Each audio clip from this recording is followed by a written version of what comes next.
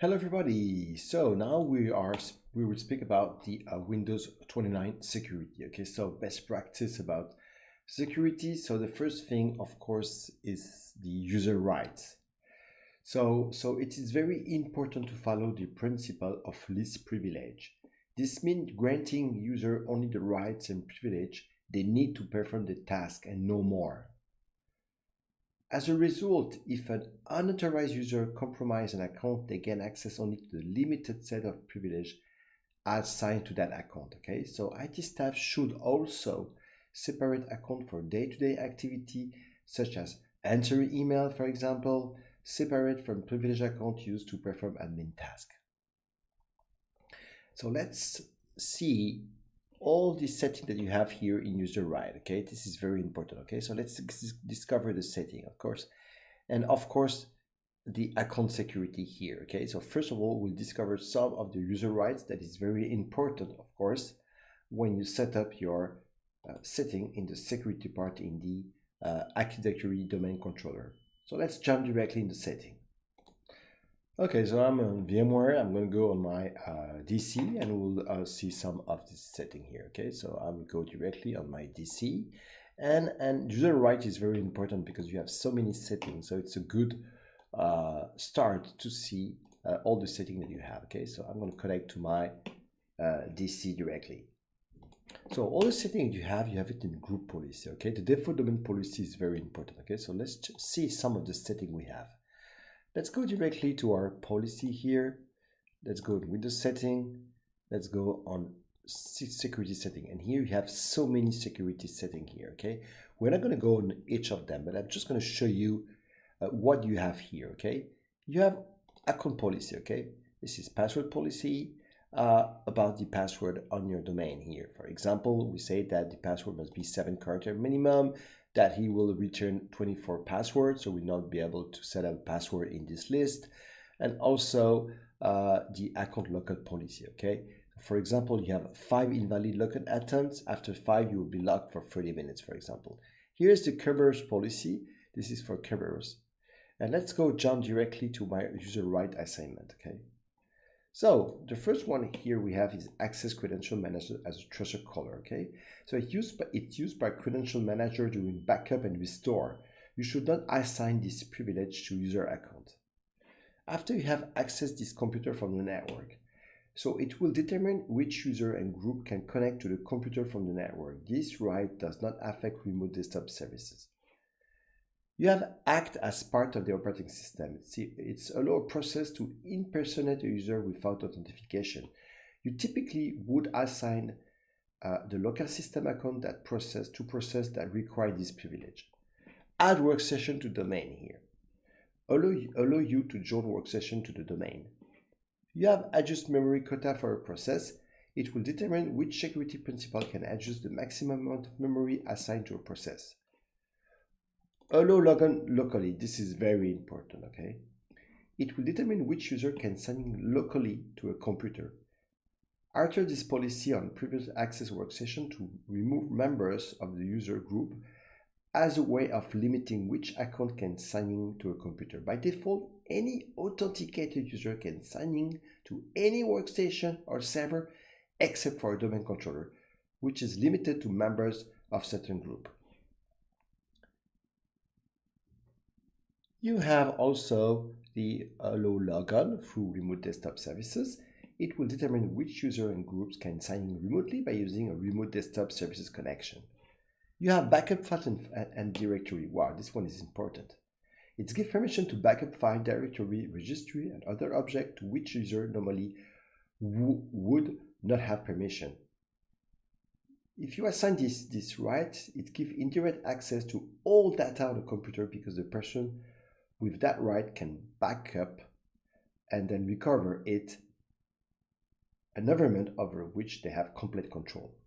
You have also bypass traverse checking. It's allow user with this right to traverse directory on which they don't have permission. Wow. So it does not allow the user to list the content of that directory through. You have changed the time zone. This is very important. Okay, so it allows the user with this right to alter the system time, which is separate from the time zone. You have also changed the time zone here. So it's allow user with this right to alter the time zone, but not the system right. You have create a page file. So it's allow user with this right to create and modify a page file. You have create a token object. So it's determine which user account and process can use to create token that allow access to local resources. You should not assign this right to any user. You don't want to have complete system control because you can use it to leverage local admin privilege. You have create global object here. So it will determine which user account can create global objects that are available to all sessions. You should not assign this right to any user you don't want to give complete system control because they can use it to leverage local admin privilege. Wow. You have create permanent shared object. It will determine which user account can create directory object by using the object manager. You have debug program here. So it will determine which user account can attach a debugger to process within the operating system. Only dev guy who are writing new system component requires this ability. You have deny access to this computer from the network. It will block specified user group from accessing this computer from the network. This setting overrides the policy that allows access from the network. You have deny logon as a batch job. This is very known, okay? So it blocks specified user and groups from signing in a batch job, and this overrides the signing as a batch job policy. You have also deny logon as a service. This is important, okay? Because it blocks service account from registering a process as a service. And this policy overrides the signing as a service policy. However, it doesn't apply to local system, local service, or network service account. You have deny logon locally. It blocks account from signing locally. This policy overrides the allow signing local policy. Here is deny from remote desktop services. It's block account from signing by using remote desktop services. And this policy overrides the allow signing through remote desktop policy. You have this one. It's enable computer and user account to be trusted for delegation. Determine whether you can configure a truster for delegation setting on a user or computer object. Force shutdown from a remote system. User assigned this right can shut down computer from remote network location. You have generate security audits. It will determine which account process can use to add item to the security log. Woo! Because this right allows interaction with the security log, it prevents a security risk when you assign this to user account. And we have all the other, of course, we're not going to go on all the other here, but you have, of course, other here setting, like for example, signing as a batch job. User with account that have this permission can sign to a computer through a batch queue facility, and this right is only relevant to older version of the Windows operating system. And signing as a service. This one is important because it allows security principle to signing as a service. You need to assign this right when a service that you configure to use a user account rather than one of the built-in service account. And this one.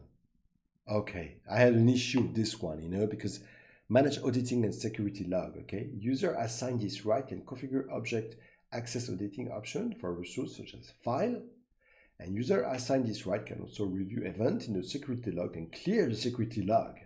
So this can be a problem. Because unauthorized users are likely to clear the security log as a way of hiding the tracks, you should not assign this right to user account to which you would not assign local admin permission on the computer. And we have other here, okay?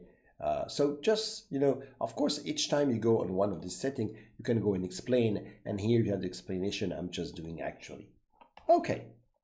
So you can see, there's so many user right assignment. And you have also all the security options. We're not going to go in here also, but okay, this is also very important, okay? For example, do not require Ctrl-Alt-L, don't display last sign-in, this is important also. Don't display username, machine account lockout, machine activity limit also. Okay, and you have all the other one like event log, restricted group to create group on all your computer. You have the system service, so you can say, okay, I want this service to be started automatically. You have the registry here to add registry setting remotely, and the file system here. You have also all policy about Warren, Windows Defender Firewall, public key policy, and software restriction, app blocker. App blocker is the new one, okay? Because app blocker is replacing SRP, this one on Windows XP, okay? So don't use it anymore. App blocker is very known, okay? Maybe you have shown that in Windows 10, okay, computer. It's to block some application, okay? So this is the security part, okay? Security setting here. You can even import a policy if you want that you find somewhere, or you create a new, imagine you have a company who create for you a policy, you can import it and it will override all the setting here. This is a very good solution also. Okay, so you see that you have a lot of setting here. It's a big work, okay? You have also here the information about of course an account here, because often you will maybe change it, okay? Remember that if you go here on one of your users here, let's go on Muriel, and if you go on account here, you have a lot of way. First of all, you have the login hours. So you can use this setting to configure one user can use an account here, okay? You just have to select here the login hours. Login workstation, okay? Also, login workstation is to log on to is you can use this setting to limit the computers an account can sign in to. You have password never expire, okay? So you should never configure this option for privileged account because it will exempt the account from the domain policy password. You have also smart card here. So if you go just a little down, you have smart card is required. So in high security environment, you can enable this option to ensure that only an authorized person that has both the smart card and the account credential can use the privileged account. You have account is sensitive and cannot be delegated. When you enable this option, you ensure that trusted application cannot forward an account credential to other services or computer on the network. You should enable this setting for high privilege account. Okay, and we have other here also setting that you can see here, like for example, DES here, encryption type. So this option, for example, configure an account to use only DES encryption, data encryption standard, which is a weaker form of encryption than advanced encryption standard IES. You should not configure this option on a secure network, for example. And you have also account expire if you want to make this account expire automatically. Cool. So we just finished the Windows security, and in the next video I will talk about this protected user group. Okay, it can be very interesting. So see you in the next lecture. Ciao.